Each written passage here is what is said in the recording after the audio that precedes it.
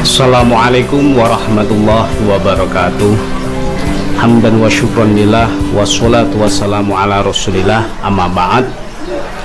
Bagaimana kabar Anda semua? Semoga selalu dalam lindungan Allah dan diberikan kesehatan jasmani dan rohaninya. Amin amin ya robbal alamin.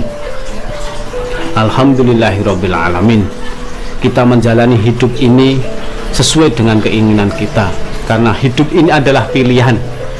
Engkau memilih suatu hal, berarti engkau siap dengan hal yang lainnya. Salah satu contohnya aja, ketika kita memilih hidup untuk berwira swasta, otomatis kita kadangkala usaha kita naik turun. Kalau kita menjadi seorang PNS, bisa dikatakan seperti itu, maka kita akan menjadi bulanannya tetap.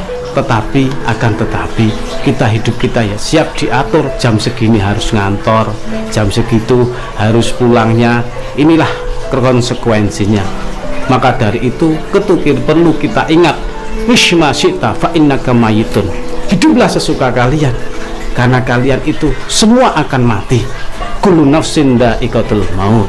Semua hal yang hidup di dunia ini pasti akan mati, akan musnah, akan sirna. Manusia terbuat dari tanah, otomatis kita ini juga akan kembali pada tanah. Maka apa yang akan kita banggakan kalau seperti ini?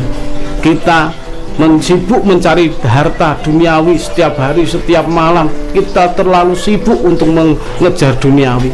Besok tidak akan dibawa mati. Meskipun kita tahu yang namanya kita tidak punya harta, ibaratnya kita juga mau akan mati. Nah, seperti ini. Tapi terserah sampean mau hidup seperti apa. Itu yang didahulukan seperti itu. Bebas, terserah, pilihlah seperti apa hidup kalian. Tapi sampean juga akan mati semuanya. Ingatlah hal itu. Maka dari itu ingatlah mati. Ingatlah mati agar kita ini selalu mendekatkan diri pada Allah Subhanahu wa ta'ala. Yang jelas selanjutnya adalah kita ini wa'mal ma syi'ta fa innaka majziyun bih. Berbuatlah sesuka kalian, kalian akan dimintai pertanggungjawaban. Apapun yang kita lakukan saat ini, kita ini akan dimintai pertanggungjawaban semuanya. Nggak ada yang tidak ada dimintai pertanggungjawaban. Salah satu contoh aja, seperti kita ini belajar 3 tahun di SMP atau di SMA, pasti kita akan dimintai pertanggungjawaban. Yang wujudnya apa itu? Sebuah buku rapot ataupun ijazah. Ijazah ini kan sebagai suatu hal yang menyebabkan kita ini pertanggungjawaban belajar selama 3 tahun. Maka dari itu kalian kalau berbuat sesuatu hal, ingatlah bahwa kita ini akan dimintai pertanggungjawaban, entah di dunia ini maupun di akhirat nanti. Di dunia saja kita sudah dimintai LPJ, laporan pertanggungjawaban, apalagi besok di akhirat. Secara logika saja kita sudah tahu semua hal ini sudah bisa direkam lewat HP, lewat media lainnya, itu bisa direkam. Apalagi besok Allah Subhanahu wa ta'ala lebih hebat lagi dalam merekam suatu hal. Maka dari itu sampean semua berbuatlah sesukanya, tapi perlu diingat satu hal, kita ini pasti akan dimintai pertanggungjawaban. Karena suatu pertanggungjawaban itu akan terasa lebih berat kalau kita ini banyak salahnya. Apalagi generasi muda sekarang, Masya Allah, pergaulan bebas, minuman keras, obat-obatan sudah merajalela, entah itu di desa-desa maupun di kota-kota. Maka dari itu kita harus hati-hati dalam pergaulan. Pilihlah teman yang baik. Dalam kitab Al-Ala, kitab dasar ilmu akhlak itu sudah disebutkan, yen ono konco olo enggal ndang dohono, yen ono konco bagus enggal ndang konco nono. Ini loh, ketika ada teman yang baik kita temani, tapi kalau ketika ada teman yang jelek kita jauhi. Karena mau nggak mau, istilah orang suku Asmat itu mempunyai pedoman hidup yang sangat bagus, bahwa anak ini dididik oleh masyarakat. Secara kita pahami saja sudah kita masuk akal.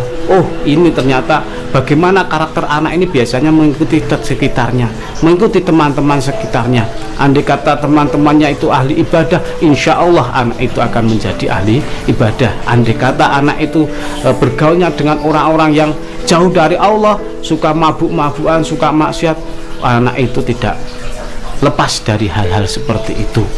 Maka dari itu ingatlah perbuatan kalian, bahwa kalian itu akan dimintai pertanggungjawaban.